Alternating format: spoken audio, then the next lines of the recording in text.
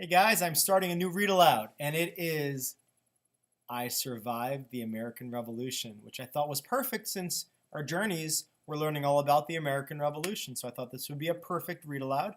And, everyone loves I Survived books. So I Survived the American Revolution, Chapter 1. All right, Chapter 1, August 29th, 1776, in Brooklyn, New York. Nathaniel Fox was too young to be fighting in the Revolutionary War. He was only 11 years old. That's your age. But here he was on a blood-soaked battlefield in Brooklyn, New York. Thousands of British soldiers were on the attack, and Nate was sure that he was about to die. That doesn't sound good. Gunfire crackled through the air. Crack! Cannon blasts shook the ground. Kaboom! Already one of Nate's friends was lying dead in the dirt, shot through the heart. And now Nate was running for his life. He tore through the thick forest, dodging trees and stumbling over rocks. His mind swirled with fear. Blood pounded in his ears. And then came an even more terrifying sound, heavy footsteps right behind him. Nate whipped his head around in panic. Over his shoulder, he saw an enormous soldier chasing after him. The man's musket was aimed at Nate's back. Attached to the gun's tip was a killing sword, a bayonet. You guys know what a bayonet is? So the guns would have at the tip a sword, at the tip of the sword. That was called a bayonet. So you would shoot, and you could also use the tip as a sword. Attached to the gun's tip was a killing sword, a bayonet. Nate ran faster, desperate to escape, but he could hear the man's pounding steps and his grunting breaths. "I'm not a soldier!" Nate wanted to scream, but it was too late. The man was closing in. Closer, closer, closer. Nate braced himself for the killing stab. He was sure this was the end. And then came an ear-shattering blast. Nate saw flames, a blinding light, and then the world went black. That's chapter 1.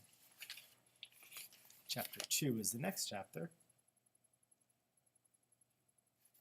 Chapter 2 is called 7 Weeks Earlier. So we're going back in time 7 weeks, July 11th, 1776, at noon in Norwalk, Connecticut. So 7 weeks before, it takes place in Connecticut, not in New York. Connecticut, of course, is another colony. Nate crawled along his uncle's vegetable garden, tugging up weeds and flicking away fat green worms. The burning sun cooked his back. His muscles ached from hours of work. But even worse was the sound of his uncle's voice, barking through the open dining room window. His uncle was talking about the war with England. Nate peeked through the window. His uncle, Uriah Storch, was sitting at the fine wooden table. He was eating his noon meal with his best friend, Mr. Marston. Nate breathed in the delicious food smells. But there was nothing delicious about watching. Storch gobbled the leg of a roasted goose. Storch pretended to be a gentleman, but Nate had seen hogs with better manners. "George Washington should be hanged," Storch was saying, cracking the poor goose's bone with his large teeth.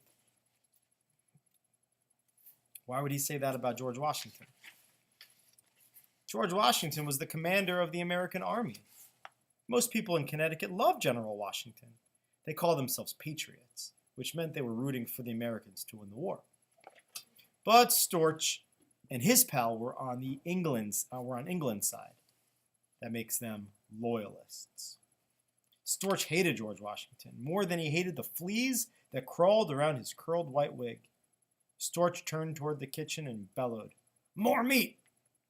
Seconds later, Eliza hurried in carrying a silver platter piled high with fresh goose. Eliza stood patiently while the men heaped food on their plates. She'd been up since dawn cooking this meal. But neither of the men thanked her or even looked at her. Nate hated living there with Storch. But Eliza had it far worse. Nate was his nephew. Eliza was Storch's slave.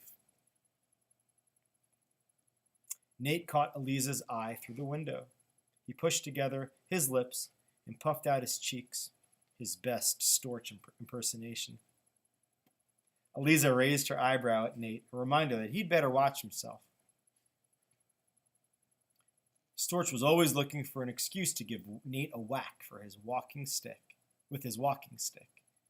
He would not be happy to see Nate's blue eyes peering through the window. Nate ducked away.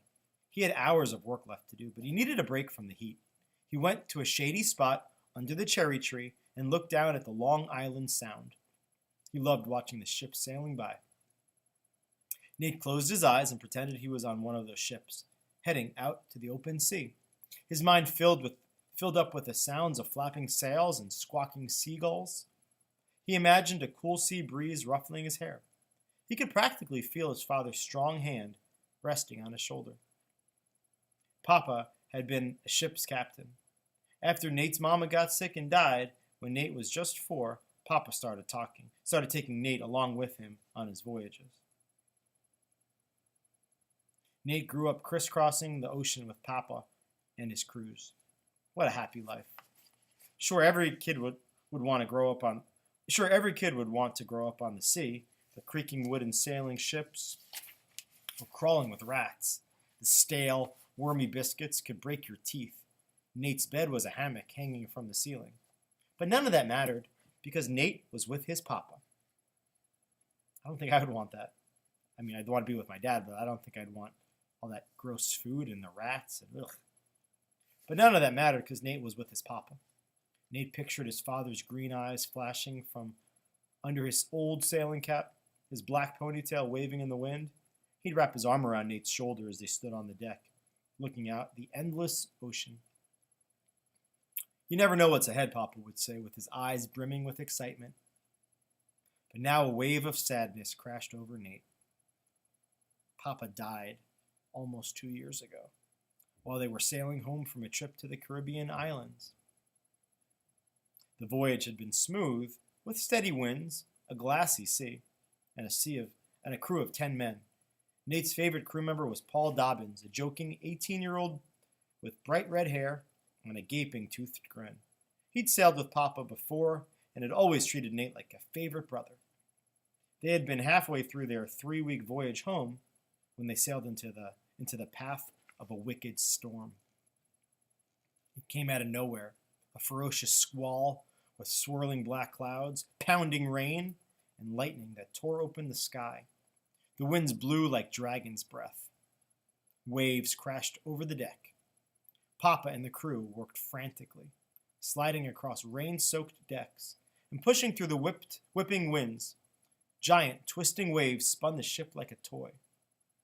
The crew managed to take down the sails, but then a 20-foot wave grabbed hold of Papa and swept him off the deck. In a blink, he was swallowed up by the sea and gone forever. Suddenly, Nate was an orphan, with just one living relative in the whole world, the uncle that Papa had always hated. Papa had stayed away from Storch, a man as mean as he was rich. Storch was the last person Papa would ever have wanted Nate to live with, but where else would he go? Paul had promised to stay in touch. He'd hugged Nate tight and sworn he'd always look after him. We're blood, you and me, he would say. Paul is the 18-year-old. If they're not really blood. But that was just talk. Nate hadn't heard a peep from Paul in 2 years, and he had no idea why. Nate knew he should be thankful that Storch gave him a home. Plenty of orphans ended up as beggars on the streets. At least Nate had family to take him in, except Storch had never treated Nate like family. A stray dog was more like it. It was Eliza who had made sure Nate knew he wasn't alone in this world. During Nate's first month with Storch, he was tortured by nightmares. He'd wake up and find Eliza sitting by his bed. She'd be gripping his hand tight, like she'd just pulled him out of the churning sea. She was Nate's family now. Nate stood there under the cherry tree, his mind swirling with sad memories. He was so distracted, he didn't hear the footsteps creeping up behind him. Something poked his back. A voice growled, back to work or I'll chop you.